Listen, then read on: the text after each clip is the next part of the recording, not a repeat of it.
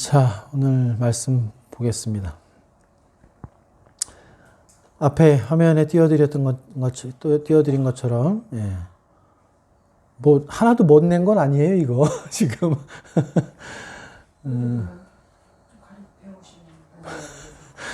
오늘 사도행전, 8장 1절부터 3절하고, 원래는 9장을 좀 많이 보려고 그랬는데, 말씀을 준비하다 보니까 거기까지 나갈 수가 없습니다.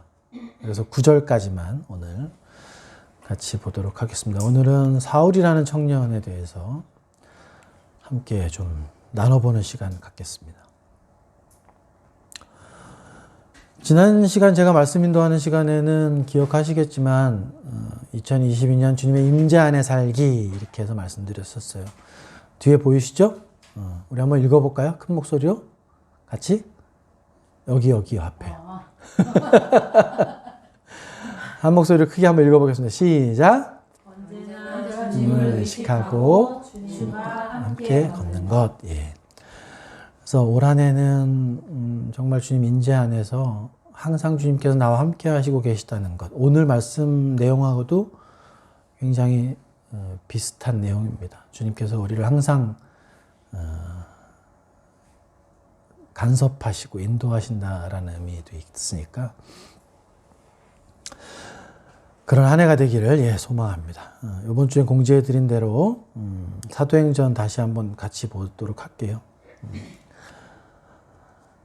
지난 시간 사도행전 말씀 기억하시나요?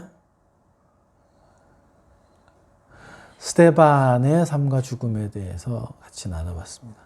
아마 내용은 거의 기억이 안 나실 것 같긴 한데 제가 그래서 이 말씀 준비하면서 그런 생각이 들더라고요. 저희가 지금 고린도전서하고 사도행전 같이 나누고 있잖아요. 요즘에 한번 그 관련 설교들을 찾으시려고 이제 검색을 해보시면 저는 어떤 게 느껴지냐면 야 정말 수많은 교회에서 영상을 올리는구나. 뭐 조회수 저희 교회처럼 몇십 회 이런 데서부터 몇천 몇만 회 이렇게 되는 관련된 교회들이 어마어마하게 많고 또 그 교회에서 매주 설교되는 영상들이 많다 보니까 우리가 말씀을 찾아서 들으려면 정말 엄청난 말씀들을 들을 수 있겠구나 이런 생각들을 좀 해보게 돼요. 근데 말씀을 찾아보면 찾아볼수록 드는 생각들은 또 안타까움도 있죠. 정말 복음적이고 성경적인 말씀들을 전하는 교회들이 정말 없구나. 이런 생각들을 또 지울 수 없게 됩니다. 근데 바람이라면 우리가 이제 매주 이어서 설교를 하잖아요. 고린도전서도 그렇고 사도행전도 하고 그러니까 그 전에 했었던 설교를 한번 듣고 오시면 좋을 것 같아요. 그러니까 금요일이나 토요일 날 이번 주엔 제가 이제 사도행전을 전한다고 하면 스데반의 삶과 죽음에 대해서 설교했던 한 달 전에 했으니까 그걸 한번 듣고 오시면 이번 주 말씀 묵상도 훨씬 더 깊이가 있게 될 것이고 자연스럽게 연결이 될 것 같아서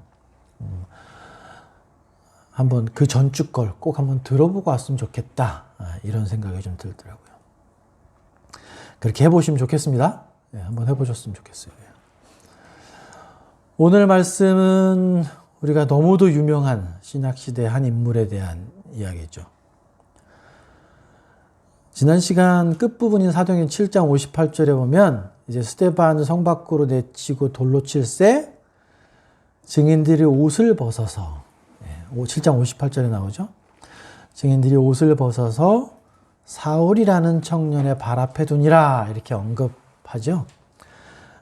그 언급을 시작하면서 이 인물이 역사에 처음 등장하는 장면이 사도행전 7장 58절입니다. 이방인의 사도라고도 불린 그 사람, 하나님께 쓰임받은 인류 역사의 모든 대언자들 중에서 가장 많은 일을 그래도 감당했다고 보여지는 그 사람. 그 사람에 대한 평가가 유대교나 기독교 사이에 극명하게 갈리죠. 이 사람은 훗날 사도 바울이라고 불리게 되는 이 유대 청년 사울에 대한 이야기입니다. 성경을 보게 되면 많은 크리스찬들이 성경에 나오는 인물들을 평가하잖아요. 근데 하나님께서 인류를 창조하신 이래로 가장 위대한 사건이라고 하면 어떤 사건을 들 수 있을까요? 가장 위대한 사건. 예, 예수님의 탄생부터 뭐 이거는 이론의 여지가 없을 거예요. 다른 걸 말씀하시는 분은 크리스찬인지 좀 의심이 될 만큼 예수님이 십자가에 죽으시고 부활하신 그 사건, 이것이 인류 모든 역사의 가장 핵심이고 전부라고 말할 수 있는 일이죠. 그걸 부인하는 크리스찬은 없겠습니다만 예수님이 부활하신 이유, 그러면 예수님 부활하신 이후에 일어난 성경의 역사 가운데 가장 중요하다고 볼 수 있는 사건이나 일이 있을까요? 어떤 걸 들 수 있을까요? 부활 이후에 가장 중요한 사건. 오순절 성령 강림. 예, 그거 들 수 있고. 또 그 다음에 현재 우리가 예수님을 만나는 누구요? 사울이 예수님. 사울이 예수님을 만나는 예, 오늘 말씀 주제. 예수님 부활 이후에 부활 이후에 지금 우리가 살고 있는 이 시점까지 오순절 성령 강림이 뭐 가장 중요한 사건이죠. 그리고 그 다음에 들을 수 있는 사건이 저도 그런 생각이 들어요. 이 사울이라는 청년이 다메섹 도상에서 예수님의 현현을 만나는 이 사건이 굉장히 중요한 사건 아닐까? 이런 생각이 들어요. 왜 그런 생각이 들까요? 왜 성령 강림 이후에 정말 중요한 사건을 청년 사울이라는 사람이 예수님을 만나는 사건을 그렇게 중요하게 생각하게 됐을까요? 바로 그 일 때문에 지금 여러분과 제가 여기 자리에 앉아 있을 수 있는 거잖아요. 예.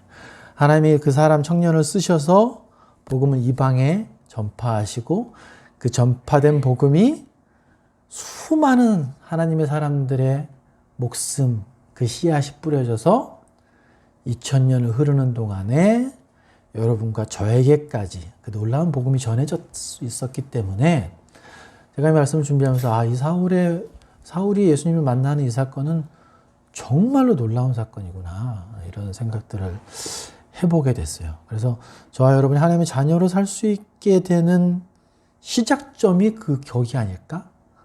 이런 생각들을 해보게 됩니다.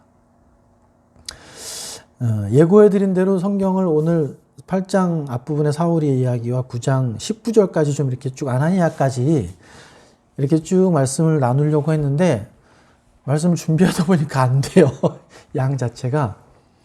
원래 처음에는 본문을 좀 간략하게 강해를 하고 그 강해에서 우리가 잊지 말아야 될 내용들을 좀 정리를 해보려고 했는데 그것도 점점 너무 양이 많아져서 이것도 안 되겠다. 그래서 강해하면서 함께 내용을 좀 같이 봐야 되겠다. 이렇게 해서 이번 주 말씀하면서 구조 자체를 크게 2번을 다 뜯어 고쳤어요. 아주 많은 시간이 들어갔다. 그래서 준비하는 시간이 좀 힘들었지만 그래도 힘든 만큼 하나님께서 더 큰 은혜를 부어주신 말씀 준비 시간이었던 것 같습니다.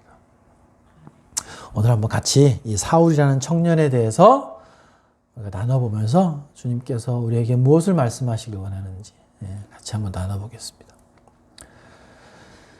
자, 먼저 사울이라는 청년을 알려면 그 배경을 좀 알아야 되겠죠. 우리가 여러 번 들어서 알지만 정확한 배경이나 그 인물에 대해서는 잘 모르는 것 같아요. 오늘 그걸 한번 보도록 하겠습니다.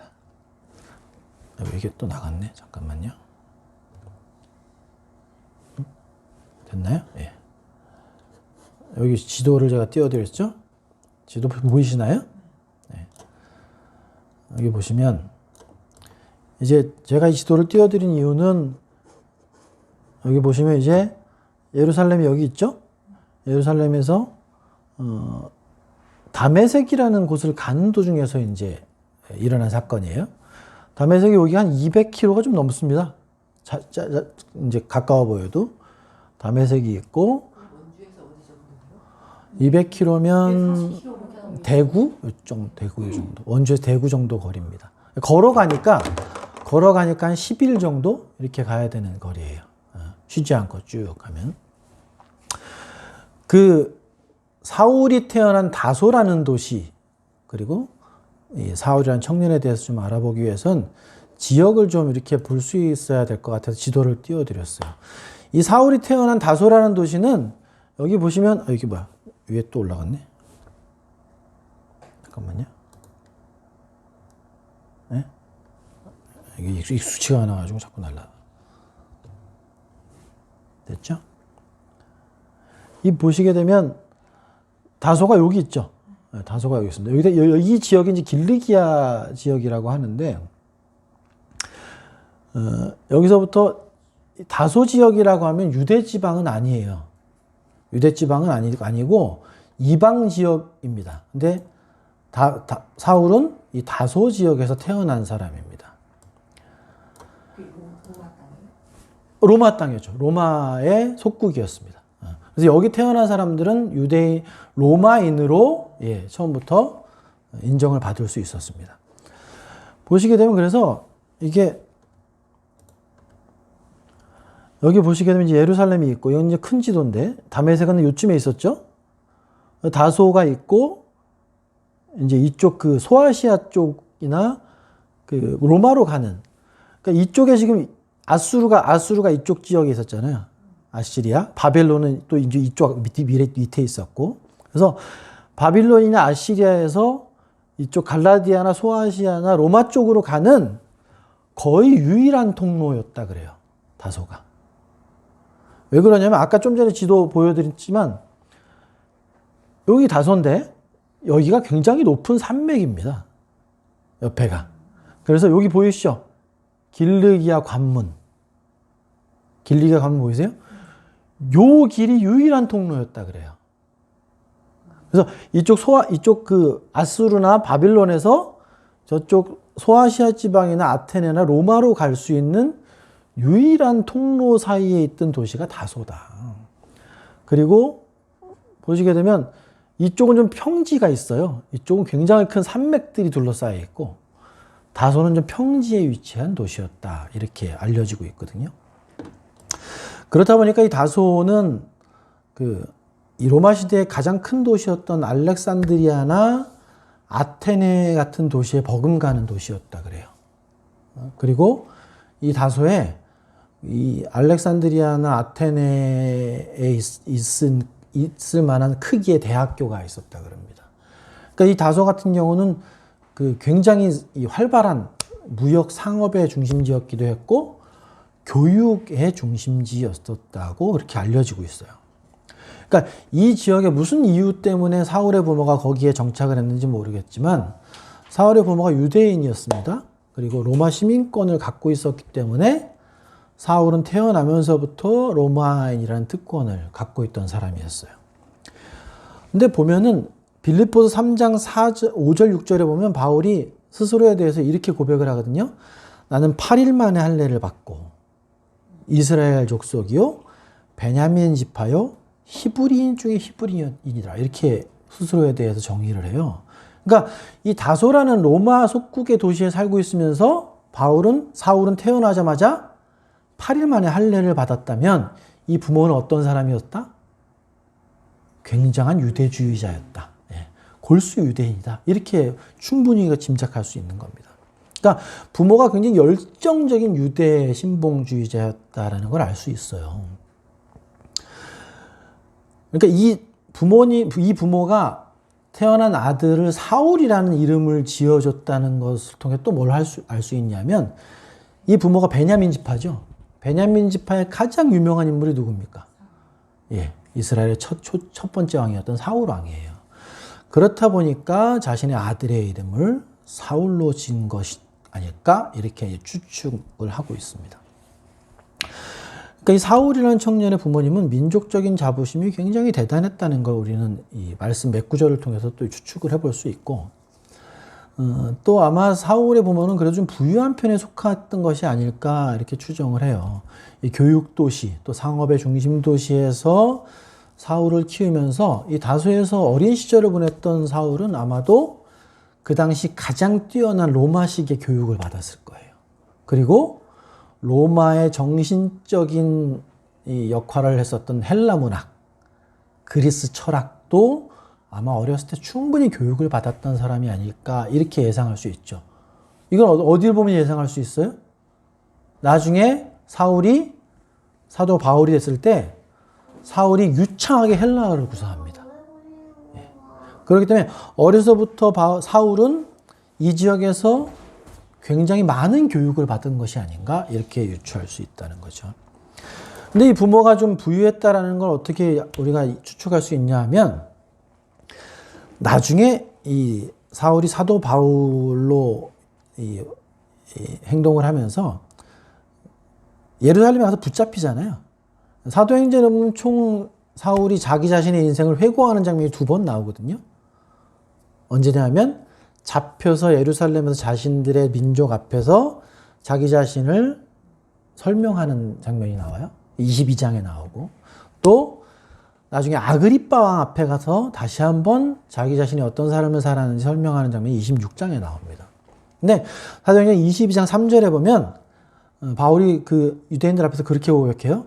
나는 유대인으로 길리기아 다소에서 났고 이 성에서 자라 가말리알의 문화에서 우리 조상들의 율법의 엄한 교훈을 받았고 오늘 너희 모든 사람처럼 하나님께 대해 열심히 있는 자라 이렇게 스스로 정의하거든요. 유대인으로 길리기아 다소에서 났고 이 성에서 자랐다 그래요. 이 성은 어딜까요? 예루살렘을 이야기하는 거예요. 22장은 지금 예루살렘에서 유대인들 앞에서 지금 바울이 이야기하는 거기 때문에 청년 사울은 어린 시절은 다소에서 자랐지만 대부분은 어디서 자랐다? 예루살렘에서 자랐다는 걸 알 수 있어. 이건 뭘 의미하냐면 사울의 부모가 사울을 어렸을 때 유학을 예루살렘으로 보냈다는 거예요. 왜? 열정적인 유대의 지지자였던 부모가 예루살렘에서 학문을 하길 원했기 때문이었겠죠. 그래서 예루살렘으로 보내고 더군다나 그 당시에 가장 뛰어난 학자였던 누구의 문화? 가말리알의 문화에까지 들어갈 정도로 열정을 갖고 있었던 사람입니다. 이 다소태생인 사울은 당시에 공용어였던 헬라어 그리고 가말리엘 예루살렘으로 유학을 와서 가말리엘 문화에서 배우면서 히브리 말과 아람어까지도 능숙하게 구사할 줄 알았던 사람이라는 걸 성경이 알려줍니다. 그러다 보니까 지금 우리 기준이라면 아마도 서울 강남에서 태어나서 미국 유학을 가서 미국의 하버드 대학교를 졸업하고 다시 와서 뭐 영어, 우리말, 뭐 중국어, 스페인어 이 정도 능통하게 구사할 수 있었던 엘리트 중에 엘리트였다. 이렇게 볼 수 있는 거예요. 사울이라는 청년의 신분이. 이런 배경이 있었기 때문에 사실은 사울은 스데반이 돌에 맞아 죽던 그 자리에 산헤드린 공회원은 아니었을 거예요. 나이가 30살이 안 됐을 걸로 추정하기 때문에. 그렇지만 산헤드린 공회원의 조력자 역할을 할 수 있었던 겁니다. 그러니까 30세도 안 된 나이로 산헤드린 공회원의 조력자 역할을 할 만큼 이 청년 사울은 촉망받는 바리새인이었다라는 걸 우리는 알 수 있습니다. 이 사울의 이러한 출생적인 배경과 유대에서의 교육으로 인해서 훗날 바울이 선교 사역을 하는데도 굉장히 큰 이점을 갖고 했던 걸 우리는 알 수 있어요. 나중에 이제 차차 보시겠지만 사울이 처음 선교 여행을 시작하는 사도행 13장에 보면 구브로에 가서 거기 총독인 서기오 바울을 만날 정도였었어요. 근데 아무나 만나주지 않겠죠. 그러니까 이 청년 사울의 이 백그라운드가 결과적으로 나중에 선교 사역에 굉장히 큰 메리트를 제공한 걸 또 알 수 있습니다. 여러분 어떻게 알고 계시는지 모르겠어요. 이 청년 사울이었다가 나중에 바울이라는 이름을 얻은 것으로 혹시 알고 계시나요? 어떠세요?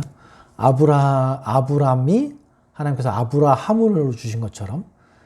근데 많은 이제 분들이 사울에서 선교를 하면서 하나님께서 바울이라는 이름을 주신 걸로 이해하는 경우도 있습니다만 사실은 번역. 근데 그 당시 명확한 건 아닙니다만 그 당시에 로마인들은 이름을 두세 개 정도 갖고 있는 게 아주 보편적이었었대요. 그렇다 보니까 이 사울도 이 유대식 이름과 헬라식 이름을 태어날 때부터 갖고 있었던 것이 아니겠느냐 이렇게 추정을 해요. 왜냐하면 사도행전 13장 9절에 보면 처음에 선교를 시작하면서 바울로 활동을 하기 시작하거든요. 그러니까 사울은 유대식 이름 표현이고 바울은 헬라식 이름 표현이에요. 그러니까 처음부터 그 이름을 둘 다 가지고 있었던 것이다. 이렇게 대부분 이제 생각을 합니다. 뭐 중요한 것은 아닙니다만. 그러니까 이렇게 당시 가장 잘 나가는 엘리트였고 가말리엘의 제자로 바리새인 중에 바리새인이요. 더군다나 스스로 자신이 율법에 대해선 흠이 없을 정도였다. 이렇게 스스로 고백할 정도로 엄격한 율법의 교훈을 지켜오던 이 청년 사울이 어쩌다가 이렇게 하나님을 가장 극렬하게 대적하는 그런 사람으로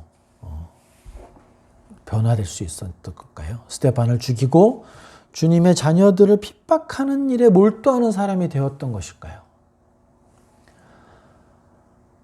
좀 전에 말씀드린 것처럼 사울은 빌립보서 3장 4절부터 6절까지 또 사도행전 22장 3절에 보면 자기 자신에 대해서 고백하는 장면이 나올 때 다시 한번 읽어드릴게요. 빌립보서 3장 4절부터 6절까지 보면 나도 육체를 신뢰할 만하며 만일 누구든지 다른 이가 육체를 신뢰할 것이 있는 줄로 생각하면 난 더욱 그렇다. 나는 8일 만에 할례를 받았고 이스라엘 족속이고 베냐민 집하고 히브리인 중에 히브리인이고 율법으로는 바리새인이요 열심히는 교회를 박해하고 율법에 의로 흠이 없던 자다. 이렇게 스스로 얘기할 정도입니다. 사도행전 22장 3절에서 비슷한 고백을 하는 걸 볼 수 있습니다. 이랬던 청년 사울이 하나님에 대해서 정말 열심도 있었던 청년이었어요. 그 당시 최고 결정기구였던 사내들인 공회에 보조적으로 참여한 만큼 20대의 나이에 촉망받는 젊은 지도자 중에 한 명이었습니다. 그랬던 그가 오늘 본문에 보시면 얼마나 지독한 하나님의 대적자가 되는지를 알 수 있어요. 우리 8장 1절부터 3절까지 한번 같이 읽어보겠습니다. 사도행전 8장 1절부터 3절까지 같이 한번 읽을게요. 시작. 사울은 그가 죽임을 당함을 마땅히 여기더라. 그날에 예루살렘에 있는 교회에 큰 박해가 있어 사도 외에는 다 유대와 사마리아 모든 땅으로 흩어지니라. 경건한 사람들이 스데반을 장사하고 위하여 크게 울더라. 사울이 교회를 잡멸할세 각 집에 들어가 남녀를 끌어다가 옥에 넘기니라. 스데반의 죽음에 돌 던지던 자들의 옷을 맡음으로써 하나님을 대적하는 자리에 서게 된 이 사울은 스데반의 죽음을 너무 당연하게 여겼다고 말해요. 자신의 혈족인 한 사람을 돌을 들어 내려쳐서 죽이는 잔혹한 짓을 서슴지 않고 행한 사울.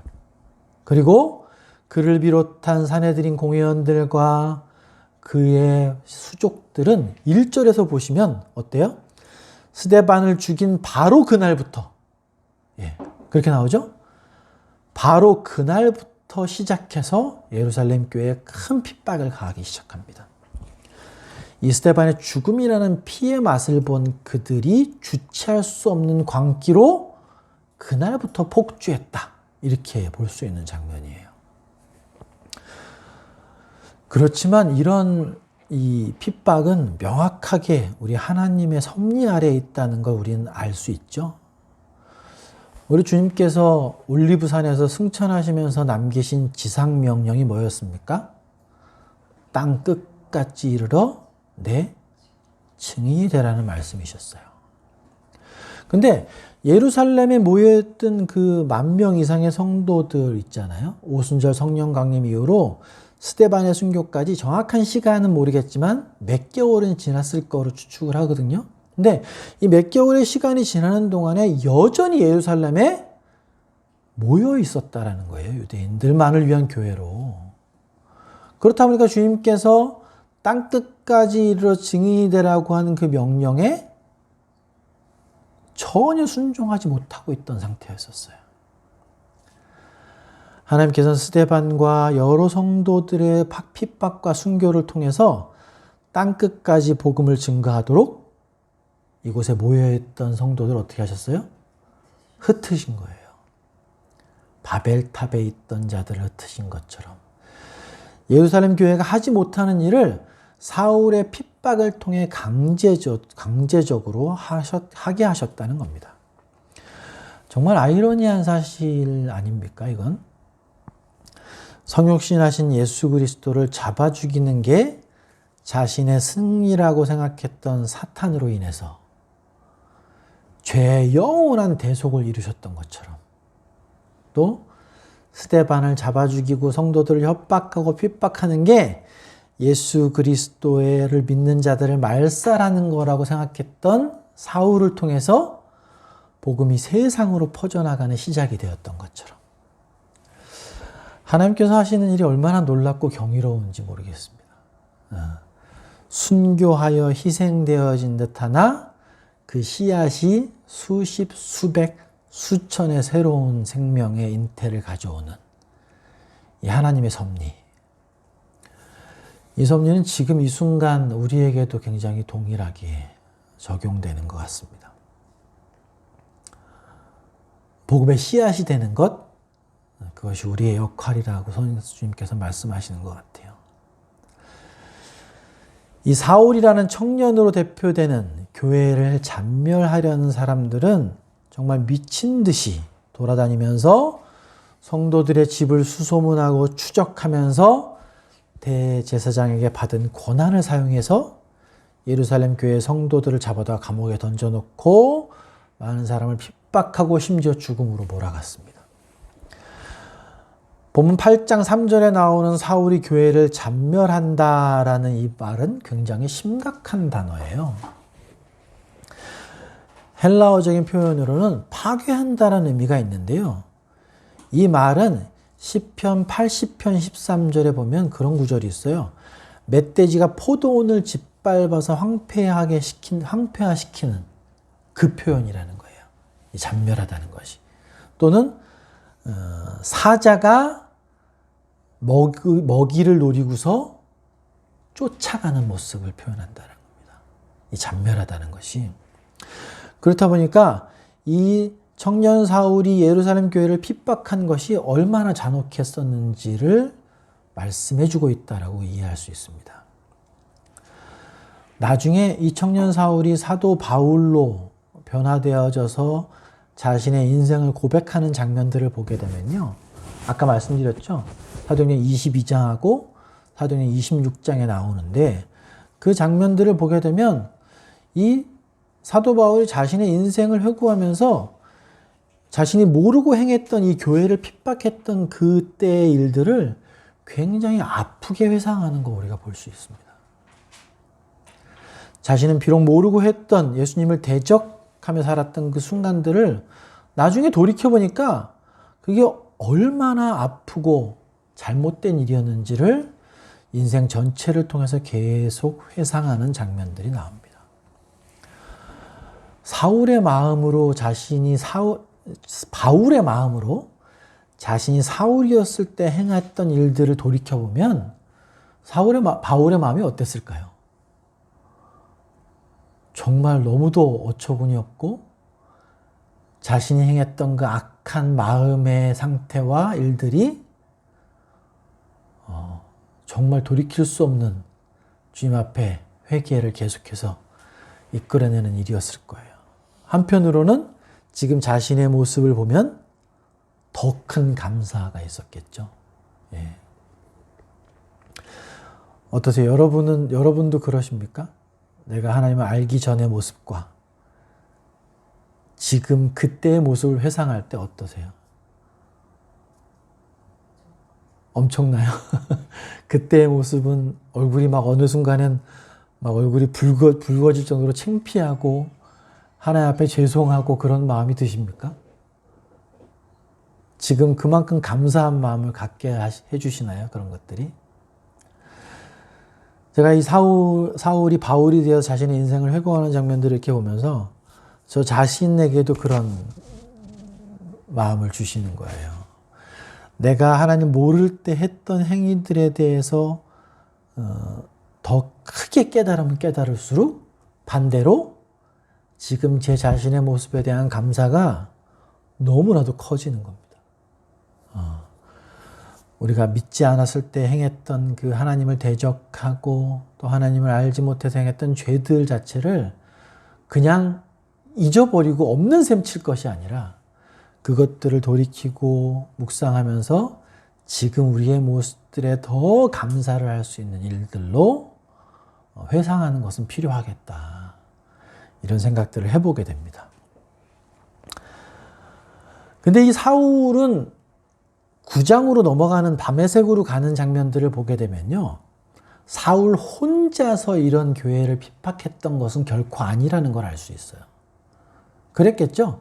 이 예수님을 잡아 죽였던 그 당시에 대제사장인 가야바가 있었어요. 그 장인 안나스도 있었고 사내들인 공회원들이나 그곳에 있던 바리새인들이나 서기관들이나 이스라엘 장로들이 전폭적으로 사울을 지원해 주지 않았을까요? 얼마나 좋습니까? 20대에 팔팔한 그 사울을 통해서 자신들이 하고자 하는 일들을 대신시키는 거죠. 그렇다 보니까 아마도 이 사울에게 전폭적인 지원을 하고 있었을 거예요. 결국은 사울이 뭐까지 생각하게 돼요? 예루살렘뿐만이 아니라 교회가 다 흩어지니까 다메섹까지 가서 내가 그들을 잡아오겠다라는 생각을 하게 돼요. 이 생각은 결코 그냥 나올 수 있는 게 아니에요. 자신이 예루살렘에서 얼마나 권세를 얻고 떵떵거리면서 교회를 박해했으면 더 많은 걸 하고 싶어서 다메섹으로 도망간 성도들까지 잡아올 생각까지 하게 되는 겁니다. 우리 9장 한번 보세요. 9장 1절부터 2절을 한번 같이 읽겠습니다. 사도행전 9장 1절 2절 같이 한번 읽을게요. 시작. 사울이 주의 제자들에 대하여 여전히 위협과 살기가 등등하여 대제사장에게 가서 다메섹 여러 회당에 가져갈 공문을 청하니 이는 만일 그 도를 따르는 사람을 만나면 남녀를 막론하고 결박하여 예루살렘으로 잡아오려 함이라. 예. 8장을 읽으시면 사울의 이야기에 잠깐 빌립의 전도와 에디오페 내시의 침례 이야기가 나오고 9장에 다시 사울의 이야기가 시작이 됩니다. 전폭적인 이스라엘을 다스리던 자들의 행정적인 또 정치적인 후원을 등에 업은 사울은 예루살렘으로 만족하지 못하고 핍박을 피해 각지로 흩어진 성도들을 잡아오겠다는 결심까지 하게 만듭니다. 멧돼지가 포도원을 짓밟듯이 교회를 핍박한 사울은 여전히 위협과 살기가 등등했다고 표현하고 있거든요. 이 말의 원어적인 표현은 위협과 살기가 등등하다는 건 멧돼지가 헐떡거리고 코를 실룩거리며 돌진하기 직전의 모습이라는 거예요. 원어적인 표현이. 그러니까 얼마나 사울이 적극적으로 교회를 핍박하고 성도들을 잡으려고 했는지를 알려준 장면입니다. 자신의 잘못된 신념에 사로잡혀서 스스로가 옳은 일을 하고 있다.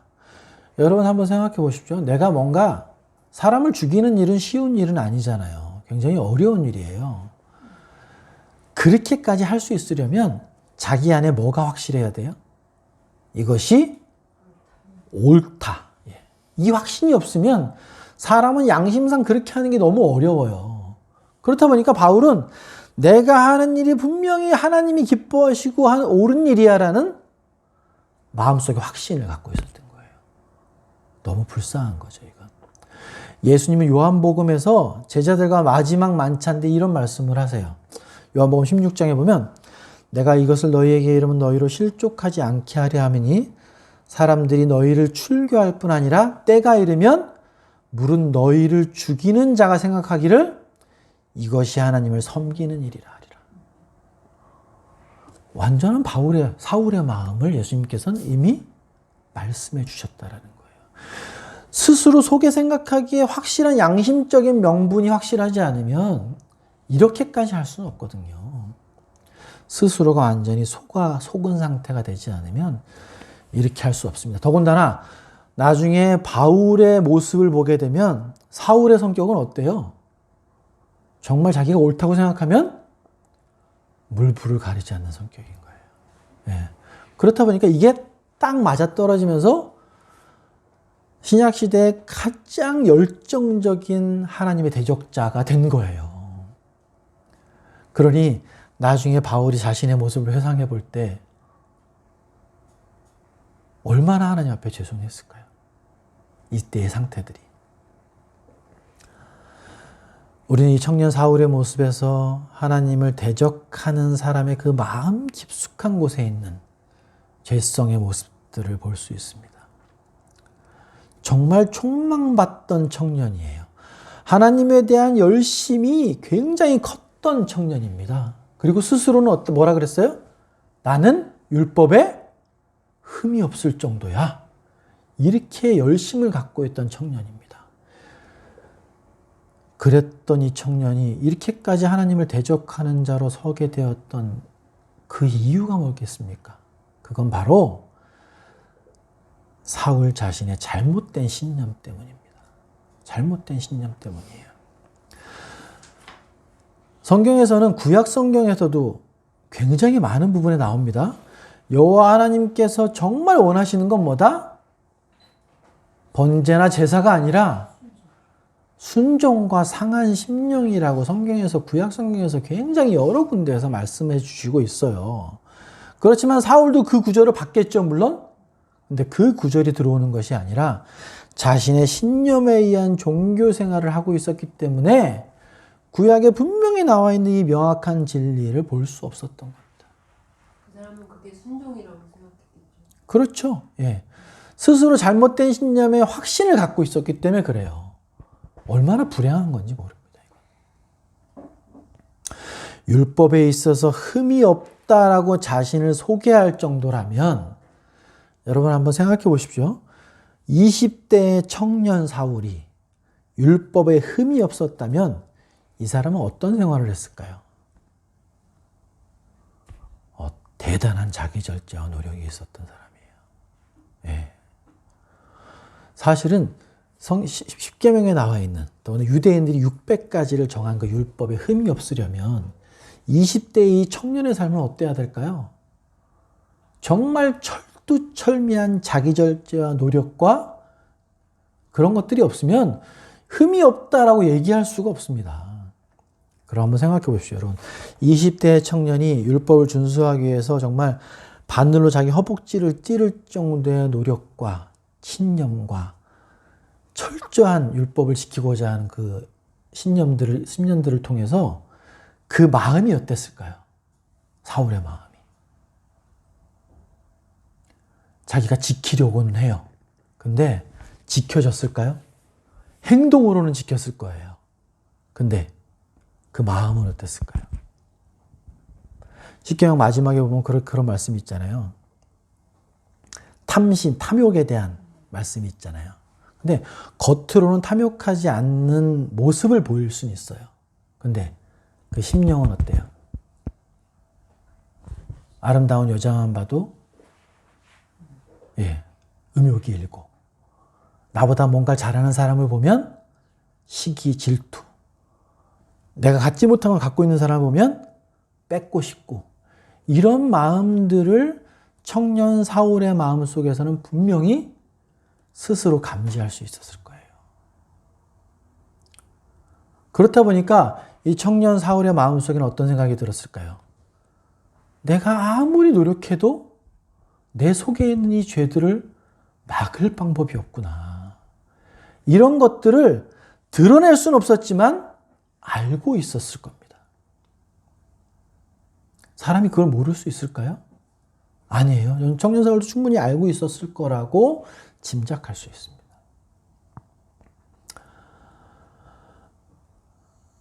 여러분, 우리 자신도 충분히 그렇게 될 수 있습니다. 여러분도 저도 포함해서 이 사울처럼 종교적인 생활을 할 수 있는 가능성은 얼마든지 가지고 있어요. 요즘 시대에 정말 하나님을 신실하게 믿고 신앙생활을 하는 것이 아니라 정말 종교 생활에 빠져 있는 사람들이 얼마나 많습니까? 열심히 주일 예배 빠지지 않으면, 매일같이 새벽 제단 쌓으면, 내 모든 월급의 11조를 한 번도 빼먹지 않으면, 심지어 매일 성경 읽기 하고 기도하기 빼먹지 않으면 나는 하나님을 잘 믿는 사람이에요. 이렇게 생각하는 그런 분들이 얼마나 많을까요? 여러분, 근데 그게 신앙인가요? 제가 지금 말씀드렸던 건 자신의 신념이죠. 자신의 신념. 본질이 아니에요, 이거는. 정작 복음의 전부라고 할 수 있는 예수님의 죄에 대한 대속, 심판과 부활에 대한 소망과 기쁨은 일평생 한 번도 경험해 보지 못한 채, 정말 청년 사울처럼 하나님이 죄를 깨닫고 두 손 두 발 들고 하나님 앞으로 나오라고 주신 그 율법을 어떻게든 지켜보려고 부단히 노력하며 살던 그 청년 사울처럼 자신은 그렇게 피눈물을 쏟으며 지키고 있는 율법을 누군가는 버젓이 범하고 있는 사람들을 볼 때 어떤 마음이 들까요? 속에 그를 증오하고 미워하는 마음이 불일 듯이 일어나는 거예요. 나는 그렇게 뼈를 깎는 노력으로 지키고 있는 율법을 어떤 사람은 너무 버젓이 어기는 걸 보게 된다면 그 속에서 분노가 불일 듯이 치밀어 오르게 되어 있다는 겁니다. 이런 잘못된 열심을 사단은 절묘하게 이용하죠. 절묘하게 이용해요. 너무나도 힘겹게 자신의 불굴의 의지로 하나님께 가려는 노력을 사울은 하고 있었습니다. 그러한 행위에 의지한 종교 생활을 하게 되면 나중에 정말 자신이 이해할 수 없는 일이 벌어지면 하나님을 대적하는 대적자로 서게 될 수도 있습니다. 여러분, 정말 하나님을 아예 하나님이 없다고 그냥 그렇게 생각하는 사람들보다 어떻게 보면 잘못된 신념에 의해서 종교 생활을 하는 사람들이 더 불쌍해 보여요. 누리지도 못하고 자기 절제와 신념에 갇혀서 자기 자신을 옥죄며 살아가거든요. 얼마나 아프고 힘들까요? 자신 하나님은 잘 믿는다고 생각해요. 열심히 삽니다. 정말 할 수 있는 모든 노력을 다하며 살아요. 근데 그 믿음의 생활이 힘들고 고통스럽기만 한 거예요. 예수님이 다 끝내놓으셨죠? 예수님이 던 하셨어요. 우리가 doing 할 건 없어요. 할 건 없습니다. 예수님이 끝내놓으신 겁니다. 예수님이 끝내놓으신 일을 우리가 도대체 뭘 해서 거기에 더 추가할 수 있을까요? 우리가 추가할 수 있는 건 없습니다. 예수님이 다 끝내놓으신 일에 뭔가를 더할 수 있는 존재는 존재하지 않습니다. 그 믿음은 우리 주님이 십자가에 죽으실 때 바로 그 자리에서 나도 나의 죄로 인해서 같이 십자가에 못 박혀서 완전하게 진멸되졌다. 이제 나는 죽고 부활하신 예수 그리스도와 함께 나도 부활해서 이제는 나로서가 아닌 예수 그리스도로서 살아가는 삶. 바로 그것이 우리 신앙의 전부입니다. 다른 것이 있을 수 없어요.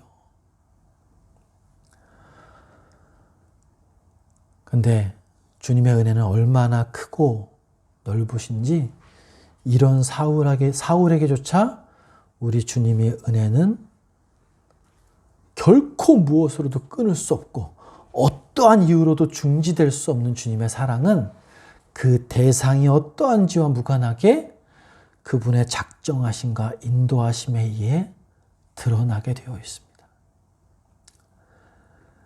여러분 3절부터 우리 9절을 제가 한 절 읽고 여러분 교독하고 한번 해볼게요. 3절부터 9절 9장. 사울이 길을 가다가 다메섹에 가까이 이르더니 호련히 하늘로부터 빛이 그를 둘러 비추는지라. 땅에 엎드려서 노래 소리가 있어 이르시되 사울아 사울아 내가 어찌하여 나를 박해하느냐 하시거늘 대답하되 주여 누구시니까? 이르시되 나는 네가 박해하는 예수라. 너는 일어나 시내로 들어가라 내가 행할 것을 내게 이를 자가 있느니라 하시니라. 같이 가던 사람들은 소리만 듣고 아무도 보지 못하여 말을 못하고 서 있더라. 사울이 땅에서 일어나 눈은 떴으나 아무것도 보지 못하고 사람의 손에 끌려 다메섹으로 들어가. 같이 읽습니다. 사흘 동안 보지 못하고 먹지도 마시지도 아니하니라. 이 하나님의 주권적인 섭리는 초대교회가 편만하게 퍼지는 시기에 가장 극렬하게 복음의 대적자로 살던 청년 사울에게 강권적으로 임재하십니다. 대사장의 정권을 부여받은 기세가 등등해서 다메섹을 향하던 사울 일행 앞에 영광의 빛이 비추입니다. 여러분 이 빛은 어떤 빛인가요? 이 빛은 바로 태초의 빛입니다. 태양이 없었지만 하나님의 영광의 빛인 이 쉐카이나 글로리가 온 만물을 비췄던 것처럼 하나님의 빛이 비추이는 곳에서는 죄는 소멸되고 은혜와 생명과 참된 소망이 시작되는 그런 빛입니다. 훗날 사도 바울은 사도행전 26장 13절에서 아그리빠 왕 앞에서 이렇게 고백해요. 그때 나를 비추인 빛은 해보다도 밝은 빛이었습니다. 이렇게 고백하거든요. 밤모섬에 갇혀있던 사도 요한에게 나타나신 지금 이 순간에도 여전히 살아계시는 바로 그분으로부터 나오는 생명의 빛. 바로 그 빛이 다메섹을 향하던 대적자인 사울에게 비추인 겁니다. 이 쉐카이나 글로리 태초의 빛이 그에게 비춰지자 그는 눈을 잃어버렸습니다. 타고 가던 말에서 땅에서 떨어졌어요. 그분 앞에 완전히 엎드려지게 되었습니다. 여러분 오늘 본문을 보시면서 4절을 보시면 특이한 장면이 나오는데 혹시 찾으셨어요? 특이하다고 이해할 수도 있고 일반적으로 이해하실 수도 있는 부분이긴 한데 4절의 특이한 장면 혹시 찾아보셨습니까? 내가 어찌 하나를 박해하냐. 그건 뒤에 이제 따로 설명을 드릴게요. 땅에 엎드려져. 주님께서 지금 사울을 어떻게 부르세요? 사울아, 사울아. 여러분 성경 전체를 보시면 하나님께서 누군가를 두 번 부르면 놀라운 일이 벌어져요. 아브라함아, 아브라함아. 네. 사무엘아, 사무엘아. 베드로야, 베드로야. 네. 우리 주님께서 두 번 부르실 때 역사가 일어나는 걸 볼 수 있더라고요. 성경에서 총 하나님께서 사람을 두 번 부르시는 장면이 몇 번 나올까요?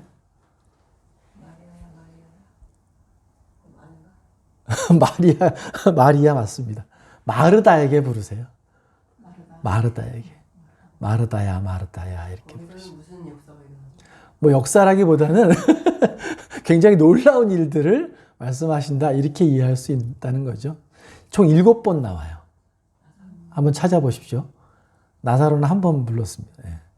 또 예수님께서 마지막 이 십자가를 지시기 위해서 예루살렘을 들어가실 때 사람이 아닌 그 도시를 두 번 부르시기도 합니다. 예.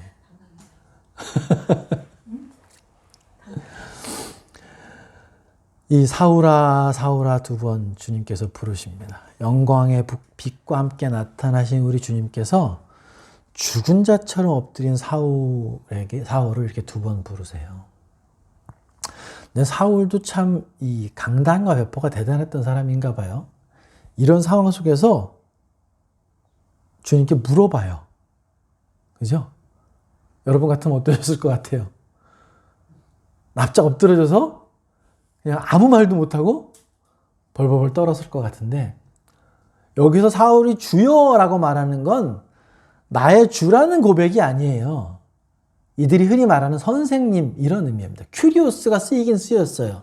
근데 큐리오스라고 이야기하더라도 그때 표현에 따라서 선생님 뭐 이런 식의 표현일 수 있는 겁니다. 여기서 갑자기 사울이 빚을 봤다고 마이 로드 이렇게 외치진 않았을 거 아닙니까? 선생님 누구십니까? 이렇게 물어봐요. 근데 이걸 또 어떤 분은 예, 예. 많이 그렇게 해석을 해요. 주여라고 늘 불렀지만 이 사울은 몰랐다. 그러기 때문에 누구시나이까라고 물어보는 거다. 이렇게 또 말씀하시더라고요. 그렇게 해석할 수도 있겠죠. 근데 이거를 또 공동 번역으로 보면 당신은 누구십니까? 아, 예. 네.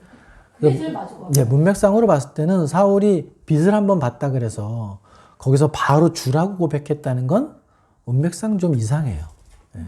그래서 선생님 누구냐고 물어보는 것이 좀 합리적일 것 같아요.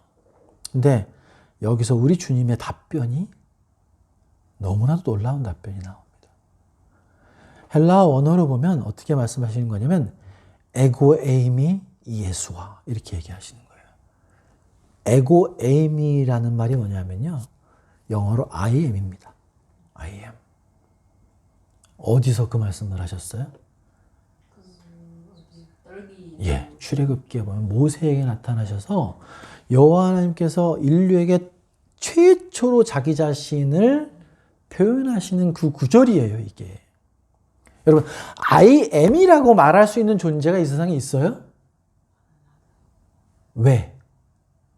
예전에 한번 말씀드렸는데 I am이라고 말할 수 있는 존재가 이 세상에 있습니까? I am이란 얘기는 뭐예요? 현재죠, 현재.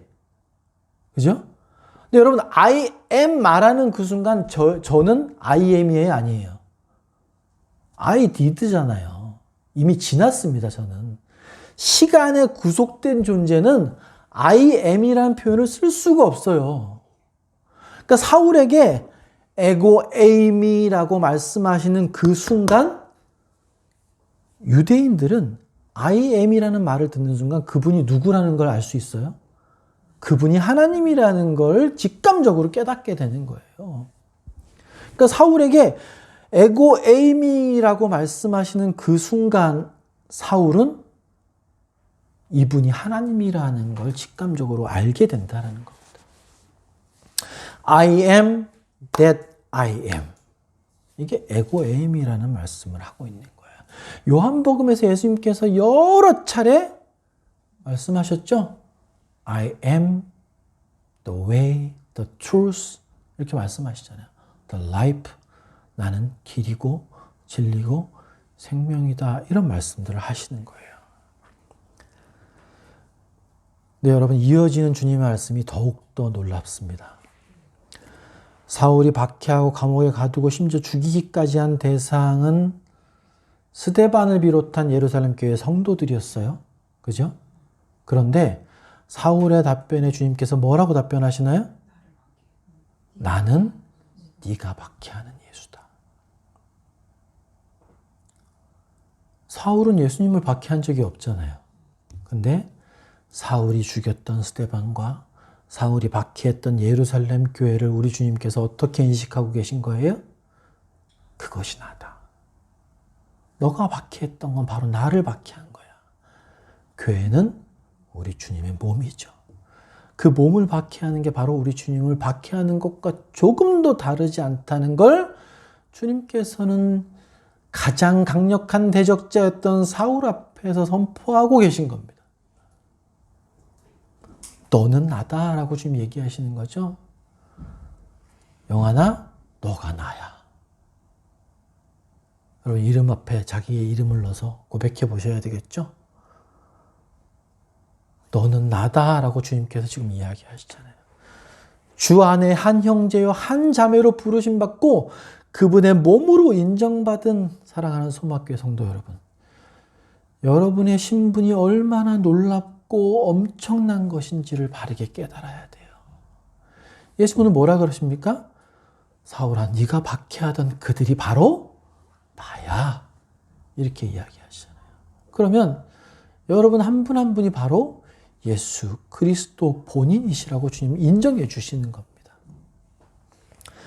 주님의 십자가의 대속하심으로 우리에게 부어주신 영원히 변치 않는 우리의 신분은 바로 우리 주 예수 그리스도와 동일하다는 그 인식, 그 깨달음이 우리 안에 명확하고 확실하게 있을 때 우리는 그분을 닮아갈 수 있게 되는 겁니다.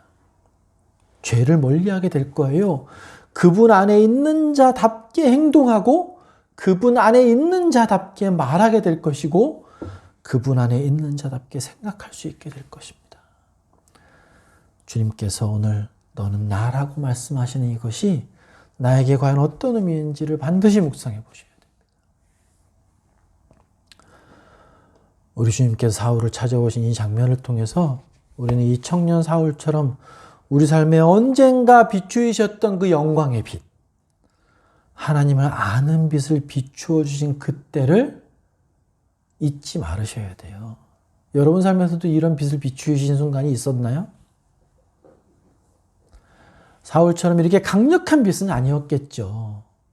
이렇게 주님께서 주님의 섭리에 의해서 특정한 시기에 특정한 사람에게 이렇게 강력하게 임재하시는 경우들도 있지만 여러분 삶에서 이런 영광의 빛을 은근하게 끊이지 아니하시고 재촉하시며 비추신 빛이 있습니까?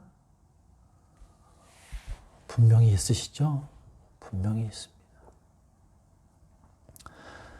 주님께서 우리에게 비추시는 빛은 사람마다 차이가 있을 수 있어요. 차별이 아닌 차이는 있을 수 있습니다. 개인적으로 저를 인도하셨던 주님의 영광의 빛을 저는 기억하고 있습니다. 예. 하나님 앞에 죄를 짓고 있을 때도 내가 하나님의 눈을 속일 수 있다고 생각하던 그때에도 결코 주님께서 비추는 빛을 멀리 떠나보내지 않으시고 계속해서 비추이셨던 걸 저는 고백할 수 있습니다. 지금부터 설명드리는 사울에게 임하신 주님의 영광은 일순간에 나타난 거라고 이해하기보다는요, 사울이라는 청년의 인생 전체 속에서 끊이지 아니하고 이어져 오던 주님의 은혜의 권면의 결과라고 이해하는 게 더 타당할 것이라고 생각해요. 기독교 변증학자였던 C.S. 루이스는 이걸 이렇게 표현하더라고요. 인간을 향한 하나님의 이 끊임없고 지속적인 권면은 C.S. 루이스가 자신의 자서전이 예기치 못한 기쁨이라는 책이 있거든요. 거기에서 이렇게 표현합니다. 자신을 향한 하나님의 끈질긴 추격이 있었다. 이렇게 고백해요. 말이 이해가 되시나요? 자신의 인생을 돌아올 때 내 인생을 향해서 하나님께서 절대 놓지 않으시고 끈질기게 추격하셨던 것이 있다. 하나님이 나를 향하신 하나님의 끈질긴 추격이었다. 이렇게 고백해요. 이 말뜻이 이해가 되시나요? 한번 설명드려 보겠습니다. 시편 23편 6절에 보면 그런 구절이 있죠. 외우시나요? 시편 23편 6절에 내 평생의 선하심과 인자하심이 반드시 나를 따르리니 내가 여호와의 집에 영원히 살리로다. 이 구절 있죠? 네. 내 평생의 주님의 선하심과 인자하심이 반드시 나를 따를 것이다. 여기서 나를 따른다라는 표현이 있지 않습니까? 이 말뜻은요, 추격한다라는 거예요. 사냥개가 양을 추적하듯이 그 냄새를 맡고 끊임없이 추적하는 겁니다. 여기서 한 발 더 들어가면 이 표현은요, 성경에서 괴롭히고 박해하다라는 의미까지 갖고 있어요. 얼마나 집요한지 그 의미를 말하는 단어예요. 다윗이 그렇게 고백합니다. 내 평생의 주님의 선하심과 인자하심이 반드시 나를 추적할 것이니. 하나님께서 택하신 사울을 향하신 이 하나님의 추적. 이 하나님의 추격은 다메섹을 가는 그 순간에 시작된 게 아니라는 걸 오늘 본문을 통해서 우리 알 수 있습니다. 일부 신학자분들은 하나님께서 사울을 택하시고 이때에 모든 것을 다 변화시켰다라고 이렇게 말씀하시기도 해요. 근데 저는 거기에 동의가 안 돼요. 왜 그러냐면 오늘 본문을 보시면 에고에임이 이에수와 말씀하시고 그 뒤에는 개역개정에는 안 나와요. 근데 어디 나와요? 나중에 사도 바울이 아그리빠 왕 앞에서 자신의 이때의 일들을 다시 고백하는 장면이 나옵니다. 그때 뭐라고 나오냐면 에고에임이 이에수아라고 네가 박해하는 것이 나다라고 이야기하면서 뭐라 그래요? 네가 가시체를 걷어차기가 고생이다. 이 말씀을 하시거든요. 한번 찾아보실래요? 26장 14절 한번 보십시오. 사도행전 26장 14절. 왜 이 앞부분 9장에서는 이 구절을 뺐는지 모르겠어요. 킹제임스 성경에 나오는데 26장 14절 한번 다시 같이 읽어볼까요? 우리가 시작. 우리가 다 땅에 엎드러짐에 내가 소리를 들으니 히브리 말로 이르되 사울아 사울아 내가 어찌하여 나를 박해하느냐 가시체를 뒷발질하기가 내게 고생이니라. 여기서 주님께서 하시는 말씀에 우리가 오늘 제가 꼭 여러분께 잊지 마시고 마음속에 담아두시길 원하는 구절이 들어가 있습니다.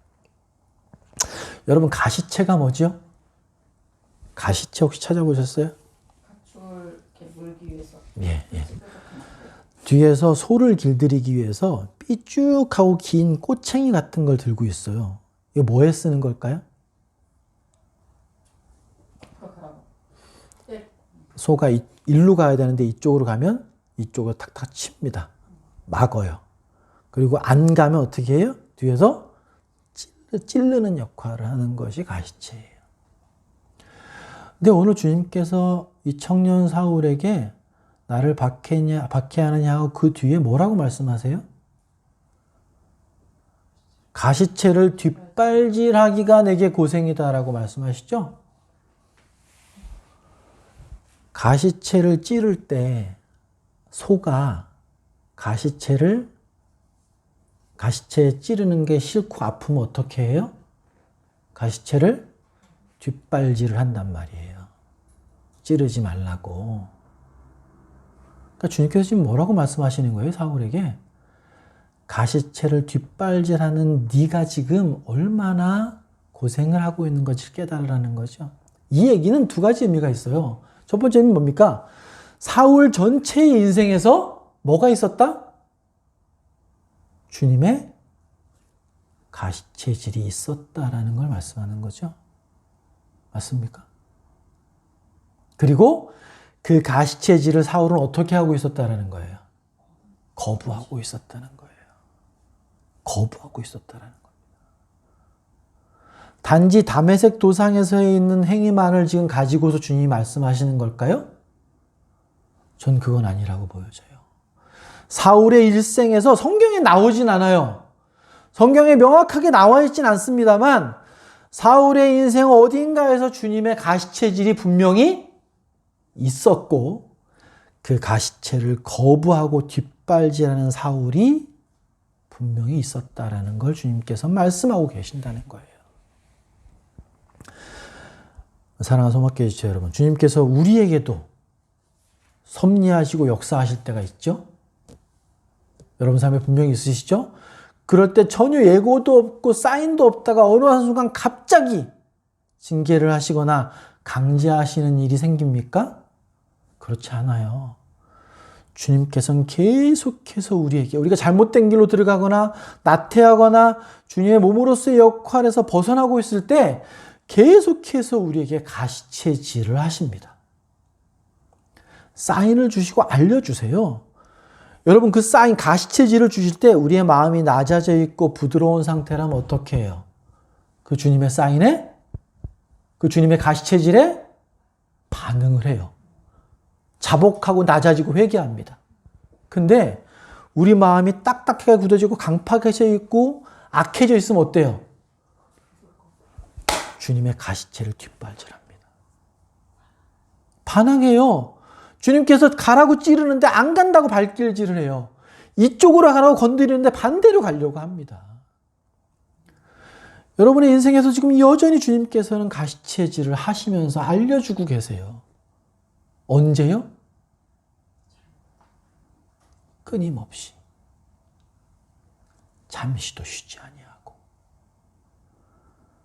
내 평생의 선하심과 인자하심이 결코 나를 놓지 않고 추격하시리니. 사냥개가 잃어버린 양을 찾기 위해 추격하듯이 주님의 평생의 선하심과 인자하심은 여러분 삶의 전체의 순간을 추격하실 것입니다.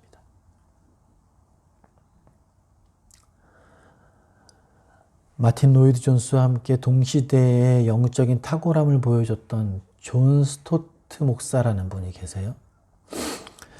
이 사울의 삶에서 보여주는 주님의 가시체를 성경에서 명확하게 우리가 깨달아 알 수는 없습니다만 이 존 스토트에 의하면 한두 가지 정도 짐작할 수 있는 부분은 있다 이렇게 이야기하더라고요. 제가 보고 굉장히 동감이 됐었는데 첫 번째는 뭐냐면 이 청년 사울은 예수님보다 10살 정도, 10살 그 안팎으로 차이가 좀 있었을 거로 추정하거든요. 그때 지금 20대니까 20, 30대가 안 된 나이예요. 청년 사울이 어디 있었어요? 예루살렘에 있었죠. 예. 산헤드린 공회의 조력자 역할을 하고 있었어요. 그러면 아마도 예수님의 공생의 기간 동안에 예수님을 봤을 수 있다. 이게 더 가능성이 높죠? 이게 훨씬 더 가능성이 높아요. 심지어 예수님이 기적을 행하시는 장면을 봤을 수도 있어요. 그건 명확하진 않지만 아무리 안 된다고 해도 예수님이 어떤 분이라는 풍문은 들었을 거예요. 그랬다면 율법에 흠이 없고 구약 말씀에 정통했던 바리새인이었고 가말리엘에게 구약의 모든 말씀들을 배웠던 사울에게 이분의 소식이 들려졌을 때 사울의 심령 속에서는 어떤 말씀들이 있었을까요? 맹인이 눈을 뜨고 안진뱅이가 이를 걷고 죽은 자가 살아난다라는 그 말씀을 들었을 때 이 사울의 심령 속에서 어떤 말씀들이 요동쳤을까요? 그분이 메시아일 수 있구나. 이런 깨달음이 분명히 왔을 거예요. 근데도 사울은 어떻게 했어요? 그 가시체를 뒷발질했기 때문에 인정할 수 없었던 겁니다. 정말 그랬을 수 있겠죠. 사울이 살아있는 그 청년의 시기 동안에 예수님을 만났을 수도 있어요. 근데 어떤 사람은 완전히 뒤집어져서 그분을 메시아로 인정하고 낮은 자로 따라간 자가 있는가 하면 사울처럼 엄청난 백그라운드를 갖고 있고 그 당시에 지배계층에 있었고 모든 것들이 만족스럽고 모든 율법을 지킨다고 생각했던 그는 자신의 신념에 똘똘 사로잡혀서 어떻게 했어요? 주님의 가시체질을 걷어차고 있었다는 것이죠. 두 번째는 첫 번째도 사울의 마음속에 있었던 비슷한 감정을 아마 느꼈었을 순간이거든요. 두 번째가 언제냐면 바로 스데반의 순교가 사울에게는 가시체였을 겁니다.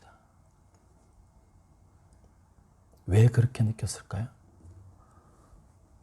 아까 제가 사울에게서 율법을 지키면서 탐심의 부분을 말씀드릴 때 사울의 마음속에 어땠을 거라고 말씀드렸어요? 나는 평안이 없고 율법을 지킨 만족도 없고 마음속에 사랑이 싹트고 하나님을 더 사랑하는 것이 아니라 항상 갈증이 있고 누군가 잘못되는 거 보면 미워하고 분노가 일고 이런 자신의 마음을 사울도 분명히 알고 있었을 거예요. 근데 자신이 마땅히 죽어 마땅하다는 스데반이라는 존재가 돌을 맞아 죽어가는 모습을 봤을 때 사울은 어땠을까요? 내가 그토록 갈망하던 모습이 저 죽어가는 자의 얼굴에 나타나는 거예요. 내가 사입이라고 마땅히 죽어야 한다고 동의했던 그 스데반에게서 보여지는 모습이 자신이 그토록 갈망했던 그 모습이었다는 거예요. 예. 얼굴이 천사 같았다고 표현하고 있죠. 돌에 맞아 죽어가던 그가 믿고 있는 그것이 정말 그가 믿는 것이 참 하나님일 수 있겠구나. 이런 주님의 강력한 가시체질이 사울의 영혼 속에서 움직이시고 있었을 겁니다. 그러면 9장에 사울이 위협과 살기가 여전히 등등하다고 돼 있잖아요. 예, 예. 그런 걸 보고 더 마음이 완악해지. 맞습니다. 여러분, 사람은요, 오히려 더 불안할 때 어떻게 돼요? 반대쪽. 예. 더 말이 거칠어지고 더 행동이 과격해져요. 사울이 만약에 이 주님의 가시체질에 순응했다면 그런 놀라운 기적을 먼저 경험했을 수도 있을 겁니다. 근데 주님의 이 가시체질을 거부한 사울의 심령 속에서 어떤 반응이 일어난 거예요? 내가 틀렸을 수도 있다라는 불안감이 사울의 죄를 증폭시킨 겁니다. 그러니까 교회를 잔멸하려고 하고 기세가 등등해서 마치 멧돼지가 포도원을 파헤치는 것처럼 코를 흥흥거리면서 출발하려고 하는 그런 난폭한 모습을 보이는 겁니다. 주님께서 이 다메섹을 향하던 청년 사울에게 나타나셔서 내 가시체질을 뒷발질하는 것이 너의 심령에 얼마나 큰 아픔이겠니? 이 말씀을 해주고 쉬고 계시는 거라는 거죠. 존 스토너는 이 표현을 그렇게 또 하더라고요. 다메섹 도상에서의 그의 회심은 천국의 사냥개가 그를 오랫동안 추격해왔던 과정이 이제 때가 차서 절정을 이룬 장면이다. 이렇게 표현하더라고요. 천국의 사냥개. 나의 인생을 향한 하나님의 추적. 청년 사울에게 나타났던 이 하나님의 은혜의 순간은 결코 갑작스러운 것도 아니었고 강제적인 것도 아니었습니다. 그에게 나타나신 예수님은 그를 억지로 밀어붙이지 않으셨어요. 명령하시되 강제하시지도 않으셨습니다. 그의 인격을 침해하지도 않으셨어요. 우리 주님께서는 그 완악한 대적자인 사울에게 나타나셔서 네가 어찌하여 나를 박해하냐 그렇게 말씀하시면서 그의 영혼에 확실한 가시체를 들이미신 겁니다.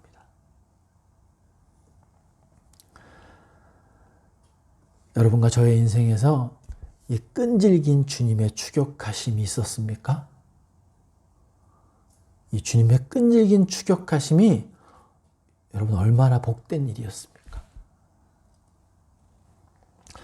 내가 깊은 절망에 빠져 있거나 때로는 완악해서 주님의 얼굴을 외면하고 내 육체적인 즐거움을 찾아 나설 때조차도 절대로 우리 주님은 나를 놓지 않으셨던 거예요.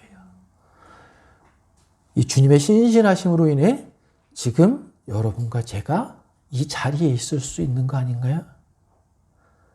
이 놀라운 주님의 신실하심으로 인해서 저와 여러분이 주님의 자녀가 되어진 거 아닌가요? 그렇게나 부족하고 연약하고 때로는 악하기만 한 그런 존재였던 나를 어떻게 주님께서는 그렇게 집요하게 추적하고 쫓으셔서 당신의 자녀로 살게 하시는지요. 내 평생의 선하심과 인자하심이 정녕 나를 따르리니 내가 여호와의 집에 영원히 살리로다. 내가 사망의 음침한 골짜기를 다닐지라도 해를 전혀 두려워하지 않는 것은 주께서 나와 함께 하심이라. 주의 지팡이와 막대기가 나를 안위하시며 추적하시나이다. 이 주님의 지치지 않는 나를 향한 추격은 여러분과 저를 하나님의 자녀답게 살도록 만드실 겁니다. 그리고 끝내는 하나님 계신 천국문으로 들어가게 만드실 거예요. 여러분이 이 주님의 신실하신 추격하심을 깨달을 때 우리를 두렵게 할 만한 것이 무엇이 있을까요? 때로는 기도하는 것이 힘들고 어렵긴 하지만 내 평생의 선하심과 인자하심이 반드시 나를 추격하실 것입니다. 이렇게 고백하실 때 여러분 마음속에 주님께서 주시는 놀라운 평안이 있을 겁니다. 고린도전서 1장 8절 예. 주께서 너희를 우리 주 예수 그리스도의 나라로 생명할 것이 없는 자로 끝까지 인도하지. 네. 참고 구절을 올려드렸던 거죠. 여러분 주님 앞에 어떤 존재신가요? 여러분 존재 자체가 주님 앞에 받을 만한 무엇이 있으신가요? 그렇지 않아요. 이 주님의 추격하심, 이 천국의 사냥개가 없다면 여러분 지금 이 순간도 가장 완악한 하나님의 대적자로 살 수도 있습니다. 오늘 말씀을 마무리하겠습니다. 이 자신의 잘못된 신념에 빠져서 자신이 옳다고 생각했던 것, 죄에 머물던 생각들로 인해 하나님의 대적자로 선 청년 사울처럼 우리 자신의 판단과 우리 자신이 옳다고 생각하는 것이 아니라 우리 주님의 십자가와 영원한 대속의 은혜와 그 사랑 위에 서야 됩니다. 나를 사랑하사 나를 위하여 자기 자신을 내어주신 그분의 사랑 안에 살아야 합니다. 내 인생 돌아볼 때 어느 한순간조차도 나를 버려두지 않으셨던 그 하나님의 집요한 추격, 그 하나님의 끊임없는 간섭하심, 결코 끊이지 않았던 가시체의 질을 깨닫습니다. 복음이 편만하게 펴지던 시기에 초대교회의 가장 격렬한 대적자의 자리에 있던 사울에게조차 우리 주님의 끊임없는 간섭하심이 있었어요. 절대 놓지 않으신 우리 주님의 가시체는 영원토록 저와 여러분을 놓지 않으실 것입니다. 내 평생에 나를 향하신 그 주님의 선하심과 인자하심이 정녕 나를 버려두지 않으실 겁니다. 로마서 8장에 주님께서 그렇게 말씀하시죠. 내가 확신하노니 그 무엇도 우리 주 예수 그리스도 안에 있는 하나님의 사랑에서 끊을 수 없으리라. 주님의 선하심과 인자하심이 나를 따르니 그 선하심과 인자하심 그러면 우리는 이제 되게 보들보들한 깃털 같은 그런 막대기 상상할 수도 있잖아요. 네, 그런데 근데 제가 6절 말고 4절에 보면 막대기와 지팡이와 막대기라고 표현도 해요. 또 우리는 정말 다 양 같아서 그릇 행하여 특히 제 길로 가려는 습성이 너무 강하기 때문에 주님은 우리를 정말 사랑으로 가시채로 그렇게 끄시는 것 같아요. 네.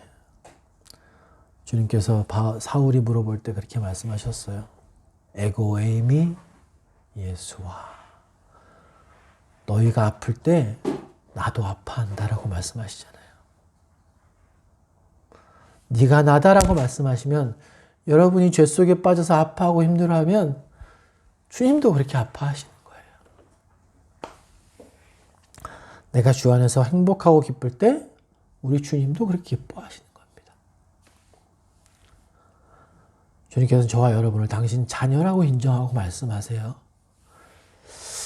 그런 주님께서 이 소마교회 모든 지체와 주님 안에 있는 이 땅에 있는 모든 형제자매들에게 결코 끊이지 않는 한량없는 간섭하심과 은혜를 통해 돌보시고 인도하실 겁니다. 우리 시간 잠깐 주님 앞에 감사하는 기도를 좀 드렸으면 좋겠어요. 이 시간 주님의 평생의 선하심과 인자하심은 나를 홀로 버려두시지 않을 겁니다. 주님의 신실하신 약속이에요. 그 약속은. 오늘 말씀을 통해 주님께서 알려주시는 완악한 대적자에게까지 그 일생을 들어 주님께서 간섭하시고 가시체를 들이미셨던 것처럼 내 인생의 구비구비 그 순간순간마다 나를 인도하시고 때로는 책망하시며 내가 가시체에 찔려 뒷발질하고 아파할 때 나보다 더 아파하셨던 그 주님의 사랑을 고백하며 말할 수 없는 큰 영광과 찬양을 돌려드립니다.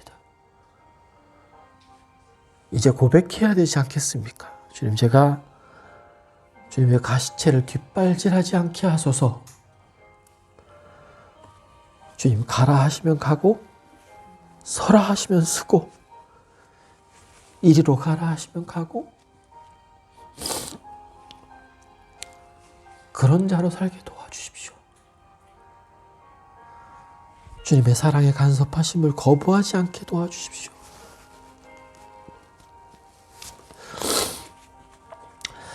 그런 간절한 감사와 고백이 있길 소망합니다.